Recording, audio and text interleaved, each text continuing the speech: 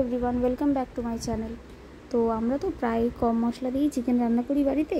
আজকে চলো দেখে নেওয়া যাক হোটেলের মতো রান্না করতে কী কী লাগে। আমি এক্স্যাক্টলি জানি না কী কী লাগে, তাও আজকে চেষ্টা করব হোটেলের মতো একটু মশলা বেশি দিয়ে তেল বেশি দিয়ে চিকেনটা বানাতে। তো এখানে চিকেনটা নেওয়া আছে এবং চিকেনটা আমি লেবু দিয়ে প্রথমে লেবু মাখিয়ে রেখেছিলাম, লেবুর রস, কারণ তার যে একটা কাঁচা স্মেল থাকে না, সেটা তাহলে চলে যায়।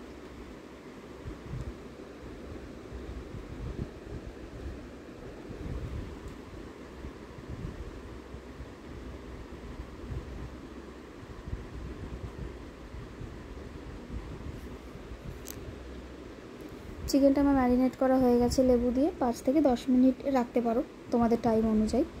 তো ম্যারিনেশন হয়ে গেছে। এবার এখানে হচ্ছে পেঁয়াজ কুচি আছে, এটা হচ্ছে শুকনো লঙ্কা বাটা আছে, আদা রসুন একসাথে বাটা আছে, এখানে হলুদ গুঁড়ো, জিরে গুঁড়ো, এখানে হচ্ছে গোটা জিরে, তেজপাতা আর এলাচ আছে দুটো, আর হচ্ছে চিনি আছে।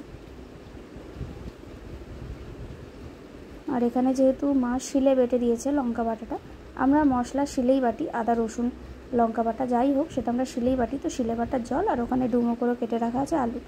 এবার কড়াইতে তেল দিয়ে তো আমরা আলুটা ভেজে নেবো হচ্ছে নুন আর হলুদ দিয়ে।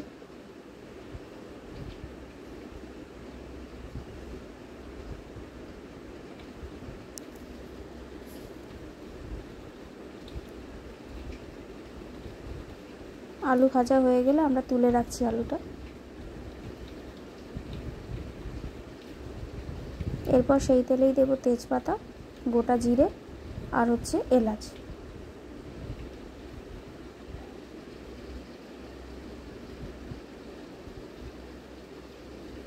একটু ভালো করে নাড়াচাড়া করে এর উপরে পেঁয়াজ, কেটে রাখা পেঁয়াজ আছে সেটা দিয়ে দেবো।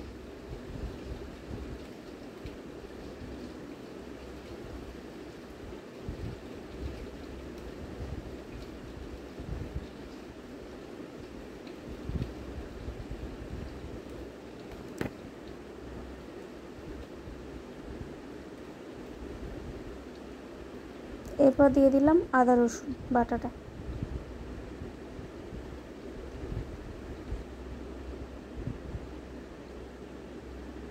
পেঁয়াজটা যখন ভাজবেন তখন একটু সামান্য নুন দিয়ে দিতে হবে,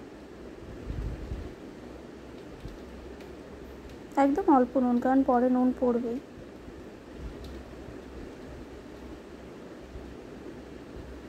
আদা রসুন হয়ে গেছে, এখন আমরা দিয়ে দিচ্ছি চিনিটা। চিনিটা দিলে আদা রসুন আর পেঁয়াজটার সাথে চিনিটা কষালে একটা কালার ভালো আসে এবং তেলও একটু কম লাগে। তা যেহেতু হোটেলের মতনই রান্না করব, তেল একটু হয়তো বেশি লাগবে। এরপর দিয়ে দিলাম বেটে রাখা লঙ্কাটা।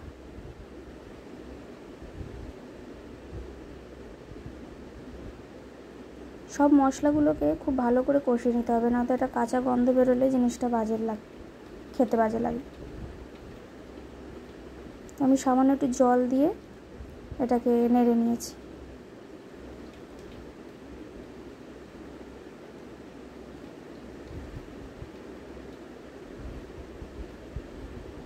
মাংসটা দেখে মনে হচ্ছে প্রচণ্ড রিচ, কিন্তু এতটা ঝালই হবে না ওটা।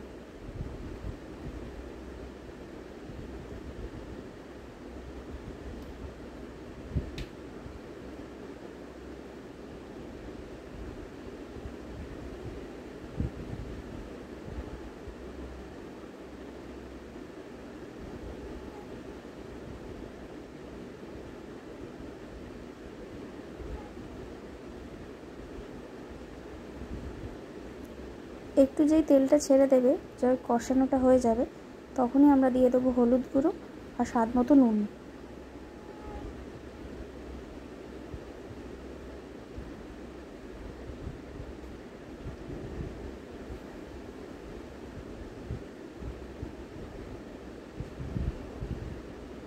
এবার পরিমাণ মতো জল দিয়ে দিয়ে কষিয়ে নিতে হবে।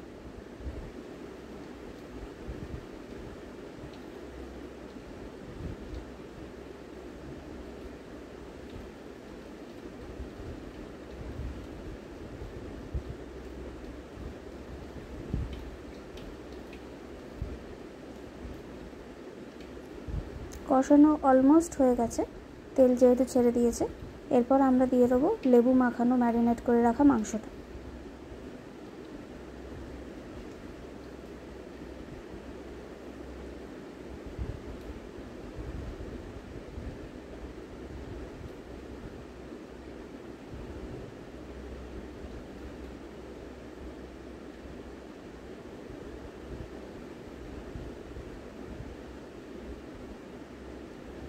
এই চিকেনে টমেটোও পড়বে না, ধনে গুঁড়োও পড়বে না।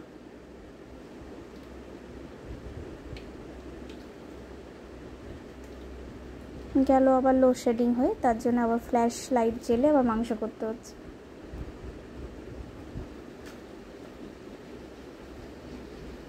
মাংসটা অনেকক্ষণ ধরেই কষাতে হবে।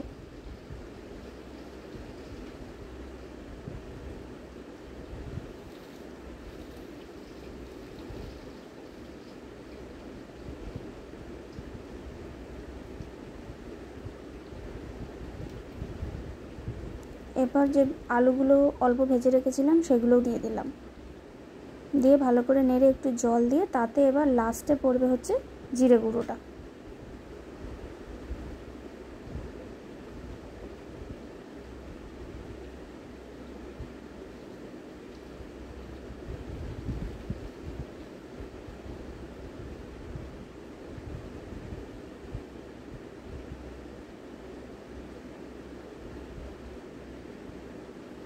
ততক্ষণ নাড়তে হবে আর জল দিয়ে রাখতে হবে যতক্ষণ না আলুটা পুরোপুরি সিদ্ধ হচ্ছে, চিকেনও সিদ্ধ হচ্ছে, ততক্ষণ ভালো করে নেড়ে জল দিয়ে দিতে হবে।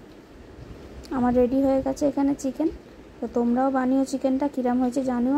আমরা তো যখন খেয়েছি তখন বাবা মা তো বলেছে পুরো হোটেলের মতনই হয়েছে। তো তোমরাও করে জানিও কীরকম হয়েছে। আর ভিডিওটি ভালো লাগলে একটা লাইক, শেয়ার, একটা সাবস্ক্রাইব করে দিও। Thanks for watching.